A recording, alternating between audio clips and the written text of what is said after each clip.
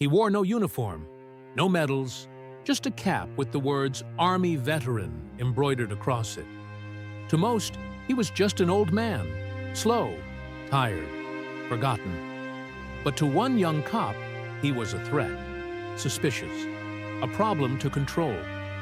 What started as a routine walk to the park became a public scene of disrespect, humiliation, and power abuse.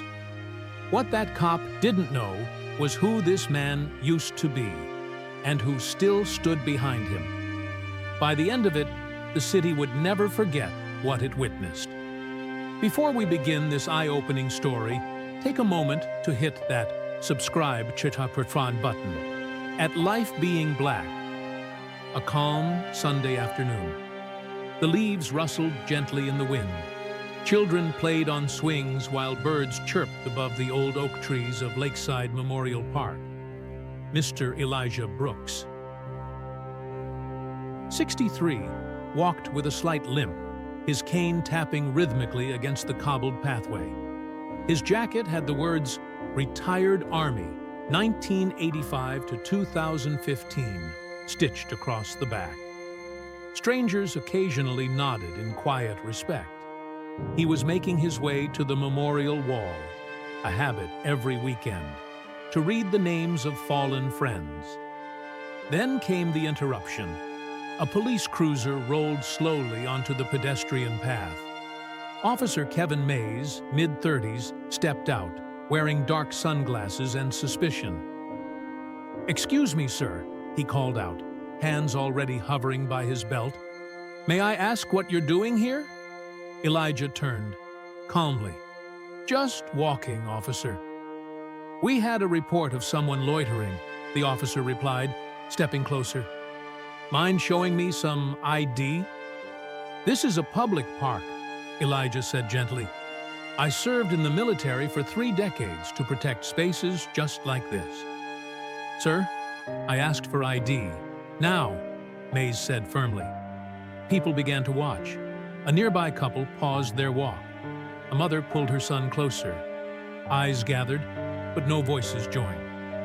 Elijah reached into his pocket, slowly, and handed over a worn-out wallet. Mays eyed the veteran ID skeptically. This could be fake. Elijah exhaled. "Why would I fake my own service?" "Step aside. Turn around. Hands where I can see them." The crowd gasped. Elijah's cane hit the ground. "You should call this in," Elijah said, his voice still low, "before you embarrass yourself further." Mays smirked. "Is that a threat?" Elijah said nothing. Instead, he pressed a small device clipped under his jacket. A GPS beacon, one used for emergencies. "Guess what, son?" Elijah said. "I may be old, but I don't walk alone." Minutes passed. Then came the sound, the low hum of black SUVs turning the corner. The park watched in stunned silence as 8 uniformed veterans emerged, men and women in crisp private security gear, all bearing the insignia of Kashti, Eagle Unit. A legendary elite squad Elijah once commanded. They walked with purpose, surrounding the scene without force. One stepped forward. "General Brooks, sir. We received your ping." The officer blinked. "General?" Elijah looked Officer Mays straight in the eye. "I fought in 3 wars, led operations that helped shape history.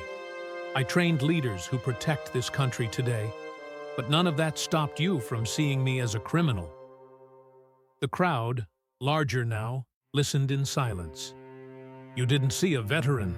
You saw a black man with a limp and a hat. That was enough for you." One of the squad members pulled up Elijah's full military record on a tablet. It displayed rank General, Honors, Medal of Honor, Distinguished Service Cross, Purple Heart. The shift in energy was immediate. Gasps, embarrassment, shame. A reporter who had been walking nearby began recording. Local news picked it up. The story went viral. By nightfall, the mayor had issued a public apology. The officer was placed on suspension pending review. But more importantly, it started conversations. Churches held open forums. Schools discussed racial profiling in civic classes. The police department underwent emergency training. And Elijah? He received a standing ovation at City Hall the next week. Tears in many eyes. How many heroes walk among us, unrecognized? How many are treated like threats before they're ever seen as people? If Elijah hadn't had backup, if no one had believed him, would his story have ended differently? This isn't just about one man. It's about how quickly we assume, how deeply we're conditioned, and how urgently we need change. Let this be a reminder. Respect isn't about age, color, or cloth.